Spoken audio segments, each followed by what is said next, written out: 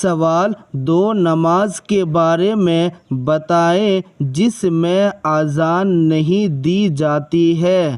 1 2 3 4 5 اس سوال کا جواب یہ ہے کہ وہ نماز جنازہ اور عیدین کی نماز ہے جس میں اذان نہیں دی جاتی ہے، صرف نماز پڑھی جاتی ہے۔ سوال: سب سے پہلے اسلام قبول کرنے والے مرد کون ہیں؟ یعنی آزاد مردوں میں سب سے پہلے اسلام کس مرد نے قبول کیے، ان کے نام کیا ہے؟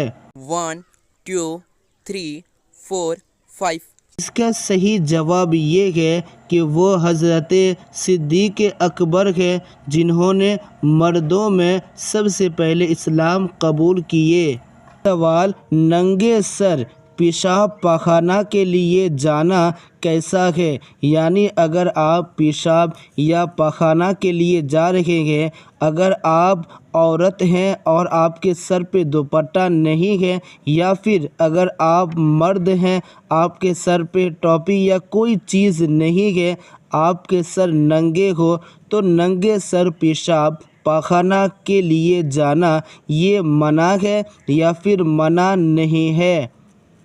1 2 3 4 5 اس کا صحیح جواب یہ ہے کہ ننگے سر پیشاب یا پاخانہ کے لیے جانا یہ منع ہے۔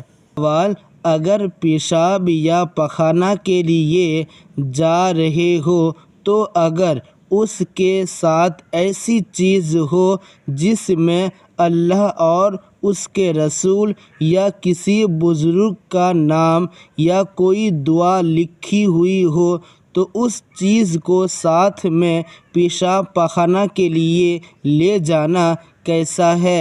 1 2 3 4 5 اس کا صحیح جواب یہ ہے کہ اگر پیشاب یا پاخانہ کے لیے جاتے ہو اور اس کے ساتھ کوئی ایسی چیز ہو جس میں اللہ اور رسول یا کسی بزرگ کا نام یا کوئی دعا لکھی ہو تو اس چیز کو ساتھ میں پیشاب پاخانہ کے لیے لے جانا یہ منع ہے، اس لیے اس سے بچیں۔